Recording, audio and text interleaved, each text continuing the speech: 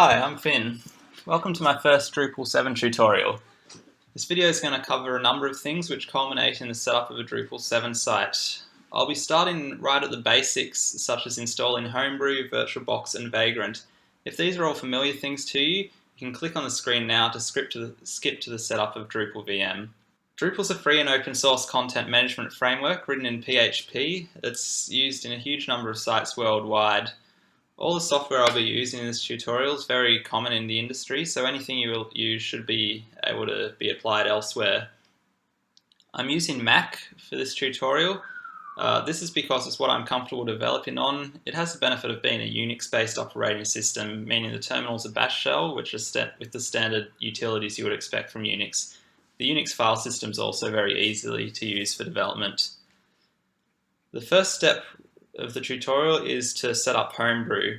So Homebrew is a package manager for Mac, which we'll use to install packages from the command line. You can navigate to brew.sh, the link is in the video description. We can install Homebrew just by pasting this into our terminal. As you can see, I already have Homebrew installed. Now that we have Homebrew installed, we can use it to install VirtualBox. So VirtualBox is a hypervisor, that is, it creates and manages virtual machines. It's required for us to use Vagrant. We can install VirtualBox with brew cask install VirtualBox. I won't be running this command as I already have it installed. Now that we have VirtualBox, we can install Vagrant. We do this with brew cask install Vagrant. Vagrant is a software we'll be using to create our development environment. It's a wrapper around virtualization software, obviously VirtualBox in our case. Docker is also another alternative, but the reason I'm using Vagrant is because Drupal VM uses Vagrant, which is what we'll be using to set up our environment. We'll now make a directory for our work to go in. I'll just call it Drupal tutorial and change into it. Using Git, we'll now clone Drupal VM into this directory. So the link is in the video description. So clone or download, copy the URL, and enter the command git clone followed by the URL, and it'll clone that repository into this directory. So using Drupal VM makes setting up a local Drupal environment very easy. It includes many things which we need, such as Apache, the web server we will use to deliver our site, PHP and MySQL, which are required for usage of Drupal, Drush, a command line tool used with Drupal, Drupal itself, XDebug, which we'll use as a debugger, and many other optional extensions which can be quite useful. We need to now copy the configuration files used by Drupal VM. These are example.config.yml and example.make.yml. We need to rename them just to remove the example.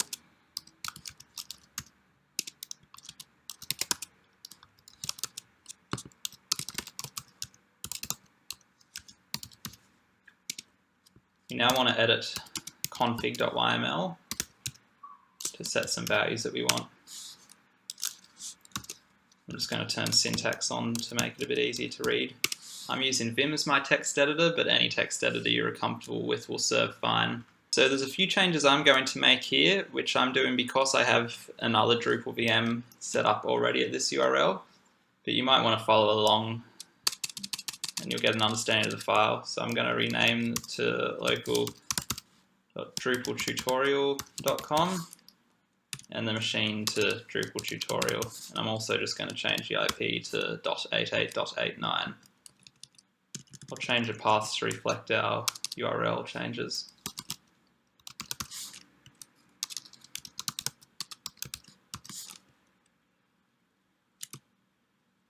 We want to change our Drupal major version to Drupal 7, as that's what we're using. And also make sure our path changes are reflected here in the Drupal core path. The Drupal account name that we use to log into our site by default is admin with password admin. Change this if you want to, I'm going to leave it as it is. Here we have all the utilities that can be installed with Drupal VM. The only thing I'm going to change here is to uncomment XDebug, as we want to use that. The final thing to do is to change this variable here from 0 to 1, so XDebug is enabled by default. Now save the file, and the last thing to do before creating our Vagrant box is to edit the drupal.make.yml file. By default, this installs Drupal 8. We want to change it to Drupal 7, so change core to 7.x and version to 7.43, which at the time of recording is the latest Drupal 7 release. I'll save this file. Now that our configuration is set up, we can start our Vagrant box by typing the command vagrant up. This will shortly ask us for our password, and then after entering that, it can take up to half an hour or 40 minutes or so. This amount of time varies depending on the speed of your internet connection and the power of your machine, but it needs to download and configure all the dependencies that we have set up, so it can take a while. I'll resume the video when it's finished. Now that our Vagrant box has been created, the last thing we have to do before we can access our website is to map a hostname to the IP of our Vagrant box. We can do this by editing the hosts file.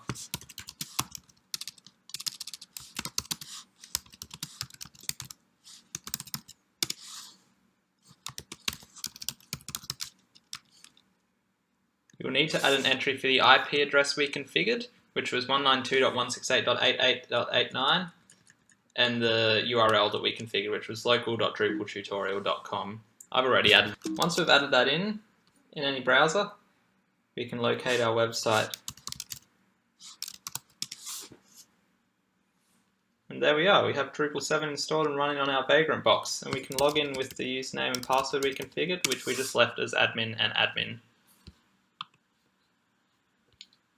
So that concludes the section of the tutorial for setting up the local Drupal 7 environment. The next stage of the tutorial is configuring XDebug. If you aren't familiar with debugging PHP and Drupal, I would suggest watching the next part of this tutorial, because having a debugger configured will make your programming significantly more efficient. I'm going to be using PHP Storm as my IDE. It's not a free IDE, but it's also a very good one, and you can get a 30-day free trial if you want to try it out. So go to PHP Storm and we'll open our project. Remember, we save the site files in the sites directory.